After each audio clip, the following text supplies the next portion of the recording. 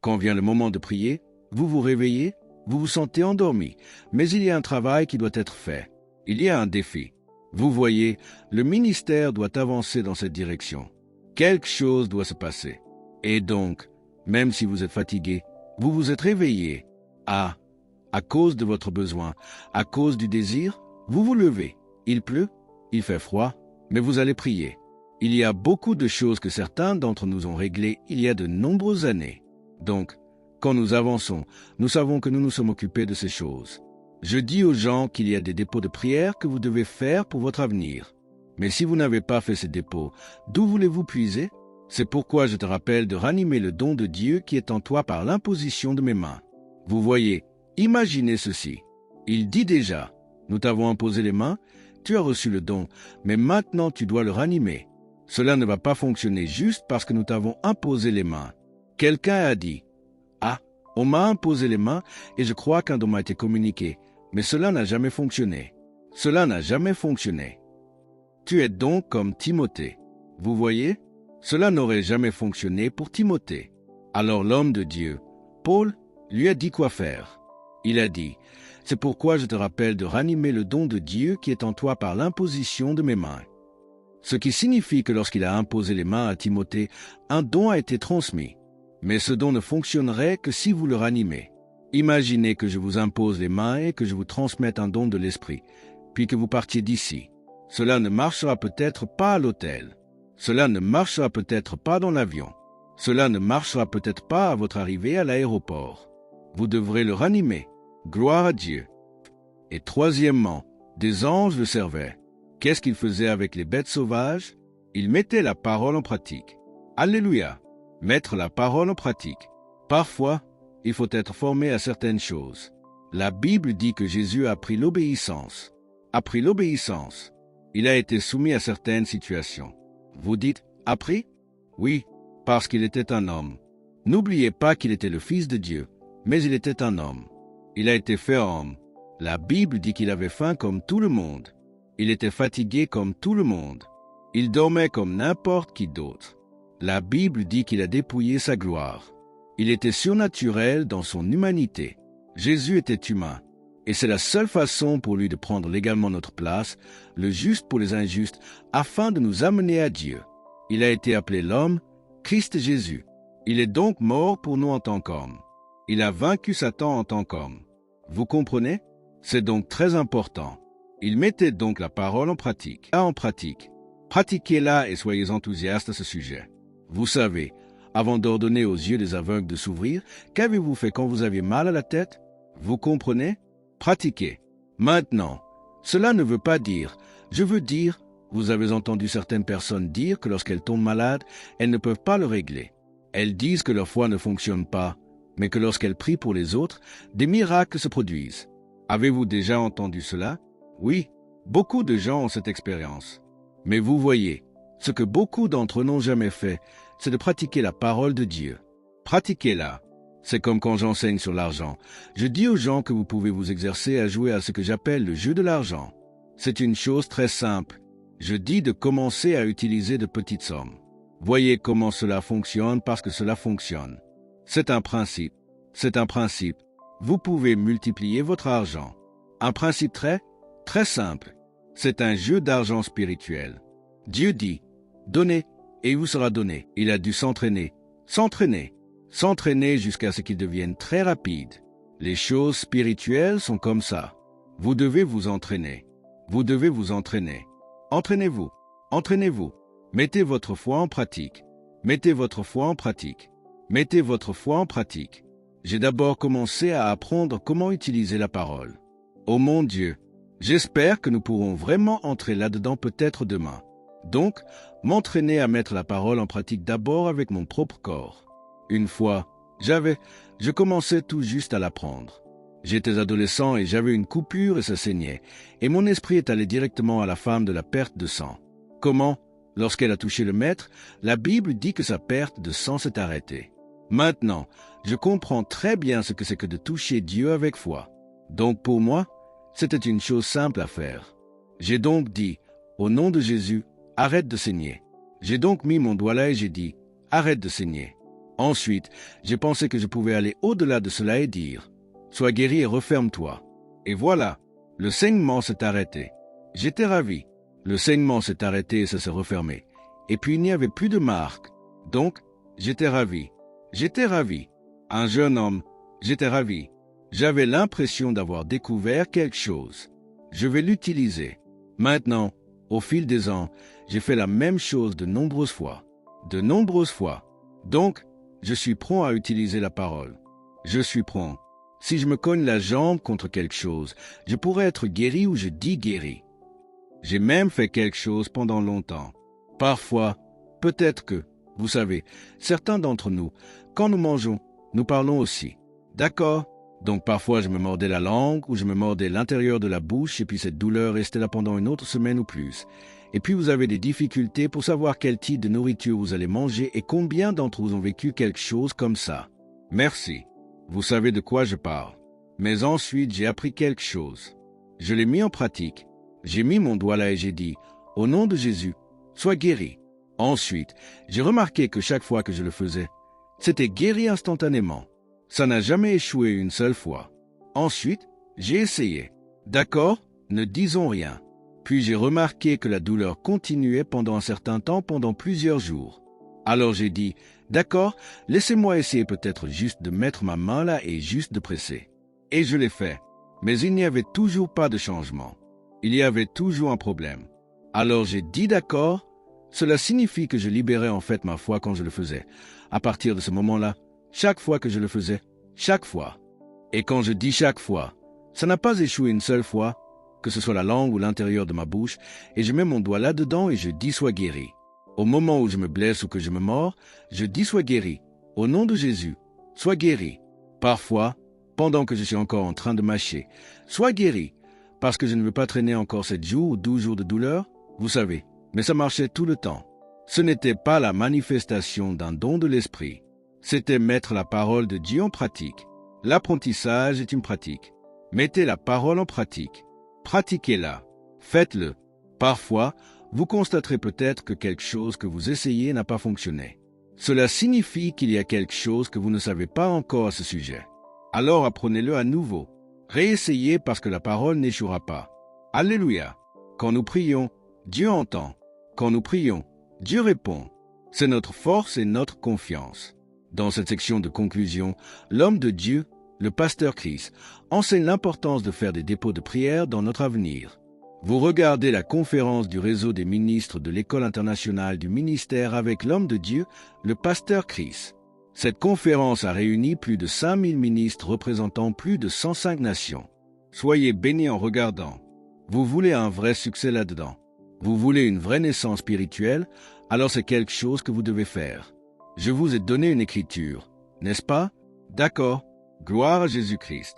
Alléluia. Quelle écriture vous ai-je donnée? Ésaïe 66 à partir du verset numéro 8. Ésaïe 66 à partir du verset 8. Vous allez voir cela maintenant. Qui a jamais entendu rien de pareil? Qui a jamais vu rien de semblable? Un pays peut-il être enfanté en un jour? Ou une nation est-elle enfantée d'un seul coup? Lisez le reste. 1, 2, partez. Encore. À peine en travail. Sion a enfanté ses fils. J'ai dit qu'il y a une différence entre produire des convertis et avoir des enfants. Ce sont deux choses différentes. À peine en travail.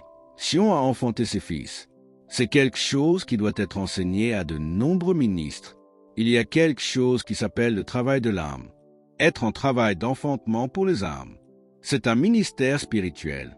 Vous pouvez avoir des programmes et des programmes et des programmes et finir avec des convertis.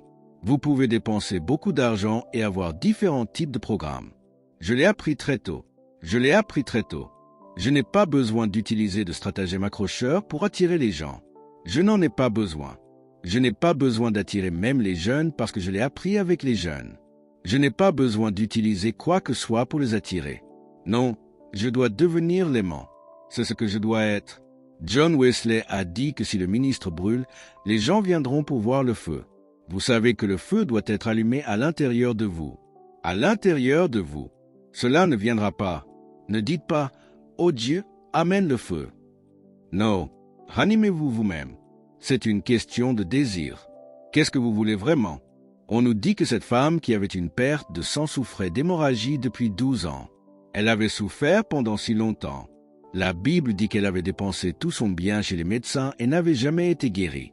Elle allait plutôt plus mal. Puis la Bible dit que lorsqu'elle entendit parler de Jésus, elle se dit en elle-même, « Si je puis seulement toucher le bord de son vêtement, je serai guérie. » Est-ce qu'elle est restée là où elle était? Non, elle a agi selon sa foi. Elle y est allée parce que son désir d'être guérie était très fort. Si votre désir de changement est fort, vous le verrez. Mais quand votre désir de changement n'est pas fort, vous ne ferez rien à ce sujet. La question est, à quel point votre désir est-il fort? À quel point est-il fort? À quel point votre désir de voir une vraie naissance est-il fort? À quel point votre désir de voir une vraie croissance est-il fort? À quel point est-il fort? Vous savez, parfois les gens nous posent des questions, veulent savoir quelles sont les choses que vous faites. Ils veulent savoir quel genre de style, quel genre de... Il n'y a pas de style. Si je connaissais un style, je vous le dirais. Je n'en connais aucun. Il n'y a pas de style. Une chose que je sais, quand mes genoux touchent le sol, alors je sais qu'il y aura un changement. Je le sais. C'est ma relation avec Dieu. J'ai appris à prier. Oh! Parfois je me prosterne sur le sol et je prie et j'invoque le Seigneur parce que c'est ainsi qu'Abraham a prié. C'est ainsi qu'Isaac a prié, que Jacob a prié. Les patriarches ont prié de cette façon, point Moïse a fait. Josué l'a fait. Tous les hommes et toutes les femmes de Dieu à travers les Écritures priaient de cette manière. Et c'est ainsi que nous devons prier. Il n'y avait pas de solution miracle. Les seules solutions miracles qui existaient survenaient lorsqu'il l'invoquait. C'était sa réponse qui constituait la solution. La Bible dit qu'1 million de soldats sont venus contre Juda, et Asa a crié à Dieu. Il a dit, « Nous n'avons aucune force contre cette multitude. Les Éthiopiens, les Libyens, ils sont venus contre toi. » La Bible dit qu'il a crié à Dieu et que le Seigneur a répondu et a agi en sa faveur. Vous lisez cela tant de fois dans la Bible. Victoire après victoire, victoire après victoire, victoire après victoire. Que pourrait-on nous faire pour nous tenir à l'écart de la victoire et du succès? Qu'est-ce que c'est? Où peuvent-ils nous emmener? Le donjon le plus profond, les hauteurs les plus élevées, peu importe l'endroit. Quand nous prions à partir de cette situation, quand nous prions, Dieu entend. Alléluia! Il entend. C'est votre confiance en tant que ministre de Dieu. C'est votre force en tant que ministre de Dieu. Et donc, vous voulez faire croître ce ministère. Vous voulez que plus d'âmes viennent avant de commencer à organiser des programmes, car les programmes sont censés être pour vous une réponse, la direction de Dieu pour la prière que vous avez faite. Il dit que quand les nuages sont pleins de pluie, ils se déversent sur la terre. Mais vous n'avez pas encore saturé vos nuages. Comment saturez-vous les nuages? Avec vos larmes, avec votre prière. Quand vient le moment de prier, vous vous réveillez, vous vous sentez endormi, mais il y a un travail qui doit être fait. Il y a un défi. Vous voyez, le ministère doit avancer dans cette direction. Quelque chose doit se passer. Et donc, même si vous êtes fatigué, vous vous êtes réveillé à cause de votre besoin, à cause du désir, vous vous levez. Il pleut, il fait froid, mais vous allez prier. Il y a beaucoup de choses que certains d'entre nous ont réglées il y a de nombreuses années. Donc, quand nous avançons, nous savons que nous nous sommes occupés de ces choses. Je dis aux gens qu'il y a des dépôts de prière que vous devez faire pour votre avenir. Mais si vous n'avez pas fait ces dépôts, d'où voulez-vous puiser? De quoi voulez-vous puiser? Parce que vous voulez un vrai ministère, le ministère du Saint-Esprit. Alors vous découvrez que lorsque vous parlez, Dieu parle. Vous voyez, lorsque vous étendez votre main, c'est la main de Dieu. Lorsque vous regardez, c'est Dieu qui voit à travers vos yeux. Amen. Alors vous commencez à comprendre. Oui, vous êtes passé à un autre niveau. Oui, ce n'est ni par la puissance ni par la force, mais par mon esprit, dit le Seigneur. Par mon esprit, par mon esprit. Il est dit qu'à peine Sion travaille. Qu'est-il arrivé? Elle a enfanté ses fils. Remettez l'écriture là. Ésaïe 66. Il dit, qui a jamais entendu rien de pareil? Qui a jamais vu rien de semblable? Un pays peut-il être enfanté en un jour? Ou une nation est-elle enfantée d'un seul coup? Car à peine Sion travaille, elle a enfanté. Parfois, il y a des villes où il est difficile de prêcher l'évangile parce que les gens sont si spirituellement aveugles et sauf que si vous parlez de Jésus, ils n'y arrivent tout simplement pas. Comment pouvez-vous changer de telles choses par ce type de prière? À peine Sion travaille. Mais tant que les ministres ont les yeux secs, rien ne se passera. Vous allez juste continuer à regarder les gens aller en enfer. Et un jour, Dieu vous demandera, « Pourquoi? Pourquoi les avez-vous laissés partir? Vous auriez pu faire quelque chose. Et il vous tiendra pour responsable parce que vous auriez pu faire quelque chose à ce sujet. Chaque ministre devrait savoir comment pleurer dans la prière. Chaque ministre de l'Évangile. Écoutez, le ministère d'intercession n'est pas réservé à un certain groupe dans l'Église. Le chef intercesseur numéro 1 dans chaque Église est le pasteur. Vous êtes le premier intercesseur. Vous êtes la première personne avec le ministère d'intercession. Ne le donnez pas à un groupe de personnes dans l'Église. Je ne dis pas que vous ne devrez pas avoir un groupe d'intercession si vous le souhaitez. C'est très bien. Mais je vous dis, ne déléguez pas votre propre ministère d'intercession au groupe d'intercesseurs de l'Église. Ils ont leur travail à faire, mais vous devez faire le vôtre en tant qu'intercesseur numéro 1. Dites, j'ai un ministère d'intercession dans la Bible. Tous les hommes de Dieu l'ont fait. Si vous ne l'avez pas, vous n'êtes pas un homme ou une femme de Dieu. Si vous ne l'avez pas, cela signifie que vous n'êtes pas appelé car la première chose, c'est l'intercession. Chaque ministre de Dieu, vos larmes doivent être très proches de vos yeux pour qu'elles coulent facilement. Vous savez, certains d'entre vous n'ont pas pleuré depuis longtemps, seulement quand vous avez mal ou que quelque chose que vous n'aimez pas se produit. À quand remonte la dernière fois que vous avez pleuré pour des âmes à cause de ce qu'elles vivaient? Si cela fait longtemps, mon frère, ma sœur, cela fait trop longtemps. Cela fait trop longtemps. Cela fait trop longtemps. Aucun ministère sérieux ne peut survivre sans cela. Vous ne pouvez pas avoir un ministère sérieux sans cela.